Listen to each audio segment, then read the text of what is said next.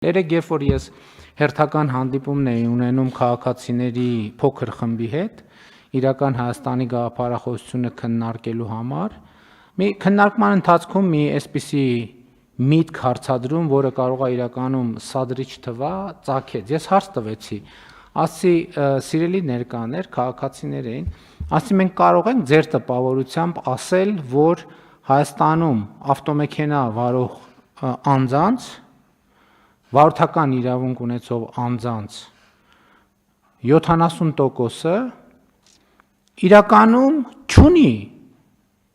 մեր ստանդարտներին համապատասխանող անհմտությունները, որոնք անհրաժեշտ են ավտոմեքենա վարելու համար։ Բոլորը միանգամից ռակցա տվին ասին 95%-ը։ Ասի ես չի ուզում տենց ասեի։ Ես չի ուզում տենց ասեի, մտածելով, որ տենց էլի հերթական անգամ տեն շատ սուր ձևակերպում կանեմ, անհարկի սուր։ Շատ լավ ասում եք 95%-ը եւ ասի դահլիճում ներառյալ մարդ կա, որ պատշաճ ձևով քննություն է հանձնել, չարչարվելով եւ վարորդական իրավունք հաստատել։ Կանայք կային 2-3, որ այս վերջերս են սկսել process-ի մեջ մտնել եւ լավ ծանոթություն են ըստ ամենայնի, ասին հա մենք կտրվել ենք, չարչարվում ենք։ Ես ուրիշ բան ասացի, եթե մեր վարորդների ընդ որում մնացածով խոստովանեցինք ներառյալ ես, որ այդ վարորդական իրավունքը բան եմ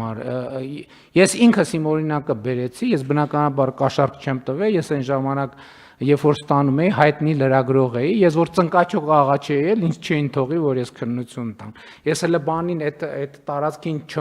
մի 300 մետրի վրա բերին իմ բանը տվին, ասին գնա ստեղից,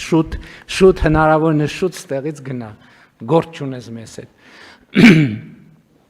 Ես ուրիշ հարց տվի, ասի լավ, եթե վարորդների 95%-ը այս տրամաբանության մեջ է, իսկ կարող է մենք ենթադրություն անենք, որ Հայաստանում աշխատող օրինակ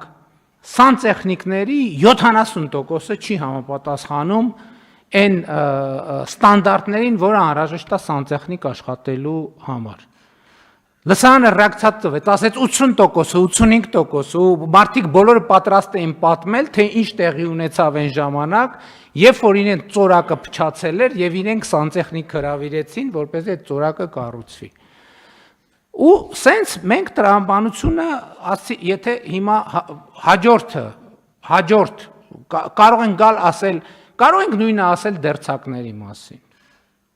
Կարող ենք նույնը ասել, ասենք օրինակ կաֆել խփողների մասին։ Կարող ենք ասել։ Եվ ես եկա հասա հետևյալ տրամաբանությամբ։ Իսկ եթե նույնը կարող ենք ասել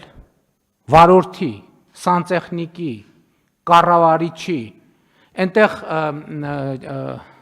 ուսուցիչներ կային,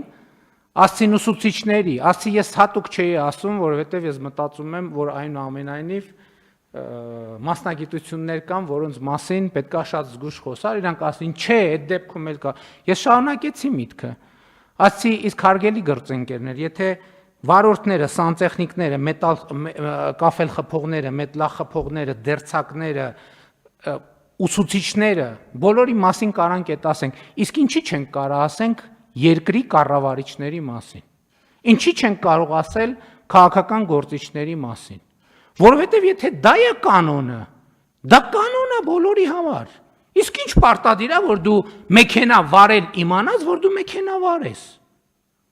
Որովհետև մեքենա վարելը նույնն է մեքենան A կետից B կետի տեղափոխելու հետ։ Բացարձակապես նույն բանն է։ Իսկ ինչ կա, մեքենա վարելը սրանք լրիվ գժվել են։ Մեքենա վարելու մեջ բարդություն կա,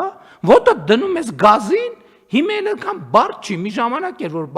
պերվի կար, վտարոյի կար, տրեցի կար, հիմա չկա ոչի բան։ Դնում ես դեի վրա ու գազ ես տալիս, ինչքան գնացիր։ Քանի հոգի ճամփին ինչ կլինի էական չի, բայց մենք պետք է հասկանանք, որ սա, ընենք չի, մենք գնում ենք ասում են, վայ վարորդական իրավունքների այս համակարգի դեմ կռիվ տանք պայքարենք, հա շատ լավ կռիվ տանք պայքարենք, հետո բանի, հետո ուսումնարանում, հետո դպրոցում, հետո կաֆել խփող, հետո այն մեկը, չէ ժողովուրդ ջան, եկեք ի վերջո խոստովանենք, որ ամենտեղ եւ ամենուր այդ նույն վիճակն է, ներառյալ կառավարման համակարգում։ Իսկ եթե կարելի է նույն կերպ մեքենա քշել, ինչի չի կարելի նույն կերպ լինել հազար ներողություն, չեմ ուզում, ինչի չի կարելի նույն կերպ լինել կառավարության անդամ, ինչի չի կարելի, ով ասե, որ չի կարելի, ինչի չի կարելի նույն կերպ լինել բանի պետական պաշտոնյա, ինչի չի կարելի նույն կերպ լինել քննիչ, ինչի նույն կերպ չի կարելի լինել դատավոր, ինչի նույն կերպ չի կարելի լինել դատախազ, ինչի նույն կերպ չի կարելի լինել օպեր լիազոր,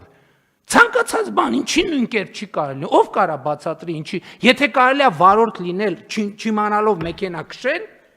ինչի չի կարելի լինել